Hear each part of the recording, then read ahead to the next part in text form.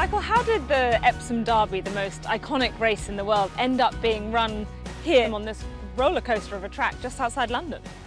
Well, Lord Derby, the 12th of Derby, was a steward at the course. He had a party. The previous year, he'd initiated the Oaks, which was over 1.5 miles of fillies. Lord Derby won it with his horse called Bridget, 5-2 favourite. All his party won money, so they said, let's have another one the next year. But what should we call it? So backwards and forwards to Charles Bunbury, who was the head of the Jockey Club at the time. He was like a perpetual president. And Lord Derby, they couldn't agree, so they spun a coin. And fortunately, Lord Derby won it, and Sir Charles Bunbury won the first race with Diomed.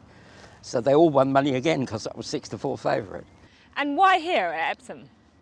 Well, it started off with the Epsom salts, which were discovered in a well from 1618 onwards, and Samuel Pepys was here, Nell Gwynn was here, Lord Buckingham was here, and there was fairgrounds and bare-knuckle boxing and roulette and all that sort of thing. So Epsom was like Sin City for a long time, so they had races while they were here.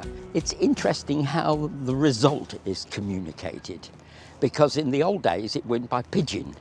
And people found out days later. After that, it was stagecoach. And there were people on fast horses that would get there before the stagecoach and lay the favourite if it had lost to large sums of money, and then the result would come in. And how has it changed in terms of a spectacle for the public? Well, the crowds were massive. I was here for the Coronation Derby in 1953. There was somewhere between 500,000 and 700,000 here. Wow. Everywhere you went. I mean, if you see the videos of it, you see it's an absolute mass. And 33 runners or something like that as well. You know, Gordon Richards riding Pinzer and the Queen having Oriel, and it filled the papers for days.